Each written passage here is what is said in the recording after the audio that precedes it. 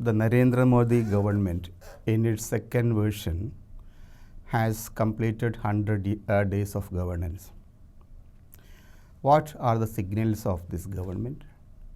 What sort of messages are coming from this government to the ordinary Indian people?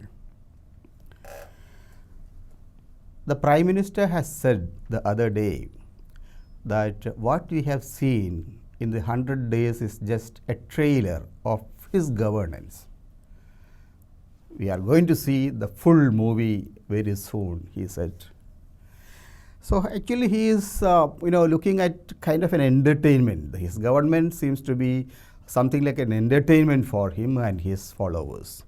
And he is trying to send that kind of a message to the people that we are here to entertain you, not actually give you a good governance that will ensure that every people will be benefited under his governance. Anyway, what are the signals in this trailer scene? One of the signals is that political opponents must be very, very careful in this government, under this government. If you really are opposed to this government, and if you are capable of putting this government in a tight spot, like P. Chidambaram has done in the Rajya Sabha in the Kashmir issue, like D.K. Shivakumar has done when they were trying to defeat Ahmed Patel in Gujarat. All these people have been arrested in the first 100 days. Chidambaram is serving in Tihar jail right now. Shivakumar is also under arrest. Both are arrested on cases connected with Enforcement Directorate and other financial agencies. It's very interesting that there are hundreds of people connected with the ruling party and its allies who have done immense damage to the economy of this country, who have been connected with a large number of scams in all over the country, but they are generally let off. The people who have been taken into custody in a dramatic manner are the people who are seriously opposed to this government. And that is the message that we are getting in the first 100 days of the government. So that is a trailer. Now let us look at the various aspects of the government and what sort of signals are coming from economy, from the law and order machinery of this country, and the foreign affairs of this country, and such related major areas of governance. I think the most important message is from the economy of this country. The economy is coming to a grinding halt. The International Monetary Fund is an agency that is actually assessing the performance of each country and giving signals to the investors all over the world how a country would perform in the coming days. They are actually putting a rating on the future performance, and IMF in its latest report has said that the decline of India's economy was much worse than they had expected. This is a very damaging comment on an economy like India's. What it would mean is that India's credit rating at the international agencies like Moody's, Standard & Poor, Fitch, etc. would also be coming down, and buying global products, getting international finance, all these things will become much more costlier. And Indian rupee, in comparison to the dollar, is losing its value. And what does it mean? Anything that we import for our consumption in this country will become much more costly. So the performance of the country is, in its economic aspects, is really, really sad.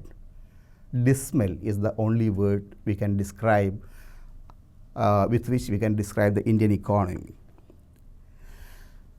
The GDP growth has come to such a level that There is no similar situation in recent memory at all. Production, manufacture, agriculture, and all other sectors are showing very serious decline. And hundreds and thousands of people are losing their jobs across the spectrum. And finally, Dr. Manmohan Singh, in his comments on the occasion of the 100th day of the government, told this government, stop bothering about the headlines in the newspapers and television channels. Economic management is not headline management. To run a country like this, you need to have sober policies. You have to focus on the entire spectrum of Indian economic scene. You have to re-energize areas like agriculture, areas like automobile, areas like manufacturing, which are textiles, which are sectors in the Indian economy which provide hundreds of thousands of people stable employment. All these sectors have been destroyed in the last 5 years. There are sufficient reasons for that, reasons created. He said that this is a man-made tragedy that we are facing in India. Anyway, we need not go into the details. The situation is that the economic performance is absolutely poor. And let us look at the second aspect, that is the law and order situation in the country, how the home department is functioning. Now it has become very clear that Indian society is a society of lynching people, lynchers, mob killers. This has started long ago. From the first days of Narendra Modi government 5 years back. At that time, they started this series of killings with Muhammad Atlaq in Uttar Pradesh, then Pahilogan and large number of others. We thought after the first edition of the government, when the second edition comes, they will be much more concerned about the economic development of the country, the growth of the country. But in the first 100 days, what we have seen is the lynching of people like Tabriz Ansari, a young man from Jharkhand. And what is more important is that the kind of message we are receiving from this particular killing is that even in the charge sheet, the killers of Tabriz Ansari are not charged under 302 for culpable homicide. Now they are charged under 304, which would mean that they would be getting a much more leaner punishment, if at all they get punishment. Because if you look at the history of many of these incidents, hundreds of incidents are there, but very, very few people have been convicted and put into jail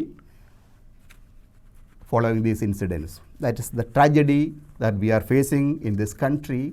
And the result is that there is a widespread fear, psychosis among the ordinary people, especially among people like Muslims, Dalits, backward, and other people. Large number of people are unnecessarily put under custody. People are being hunted down. And they include not only these ordinary people, minorities, but people who are opposed intellectually. The latest incident is that of Professor Hani Babu, a very senior professor, a very well-known professor, a great activist in the Delhi University. And all his academic papers also have been destroyed. This is a very serious situation which gives out signals that anybody who is opposed to this government, any people who do not belong to the Hindutva brigade's understanding of what is called India, they are going to be finished. This is a very serious signal we are getting from the government. And let's look at the third aspect, which is how India fares in the global affairs, in India's management of the foreign affairs. Of course, in this sector, the government has been able to claim certain victories. For example, in the case of Jadhav, an Indian who has been arrested and kept in Pakistan, at the International Court of Justice, India was able to win a good victory in his favor. And of course, also in the matter like Jammu and Kashmir's international ramification of the international situation in Kashmir, India has been generally able to manage the global response to the Kashmir issue, though there has been very serious critical words from leaders like Bernie Sanders of the United States. In any way, right now, the government and its performance in the first 100 days, if you look at the situation today, does not give any kind of happiness, comfort to the ordinary people. Prakash Javadekar, he said we have done at least three major things. One is the Kashmir issue solution, second is the triple talaq solution, and third is the national registry completion in Assam. Look at all these things, and all these things are specifically targeting the minorities of this country.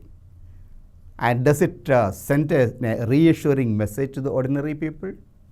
If you look at all these issues, it will give you the message that minorities are being targeted, minorities are being specifically targeted, and not only the minorities, many other people, Adivasis, Dalits, and these are the people who are being hit by the government. So the 100 days trailer looks promising, a very grim movie for the entire 5 years for this country and its people. Thank you.